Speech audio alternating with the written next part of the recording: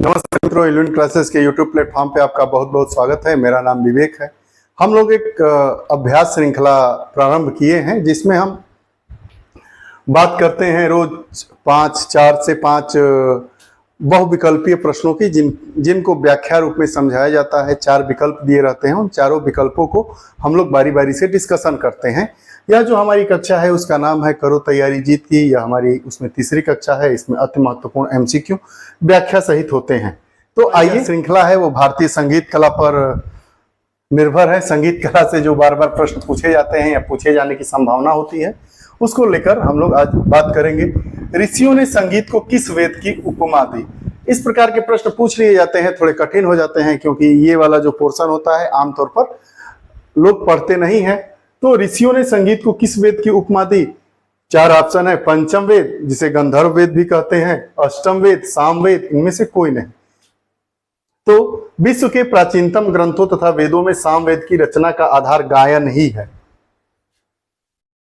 जिसमें मंत्रों के गायन के नियम दिए गए हैं। इसी कारण ऋषियों ने संगीत को पंचम वेद या गंधर्व वेद की उपमा दी। हमारा ऑप्शन क्या है? पहला सही है, पंचम वेद या गंधर्व वेद। अगला प्रश्न देखिए, सामवेद से संबंधित निम्नलिखित तथ्यों में से कौन सा तथ्य सही है? सामवेद वेद होते हैं ऋग्वेद, यजुर्वेद, सामवेद, अथर्ववेद। अब ये बात कर रहा है कि जो सामवेद है, तो सामवेद से संबंधित निम्नलिखित तथ्यों में से कौन सा सही तथ्य है? 2 पॉइंट दिए गए हैं। सामवेद में मंत्रों के गायन की विधियां बताई गई है। सामवेद में के मंत्रों को गाने वाले पुरोहित को उद्गाता कहा गया है।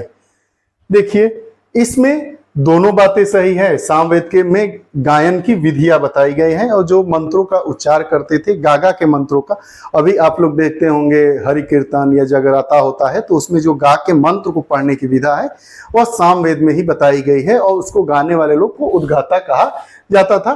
तो हमारा पहला और दूसरा दोनों ऑप्शन सही है।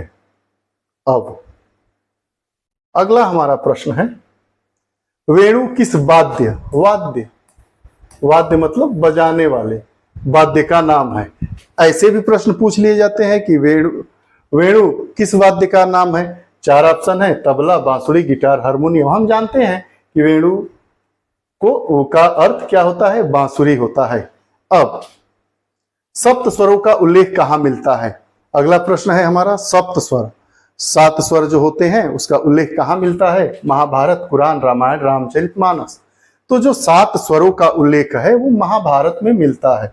महाभारत के में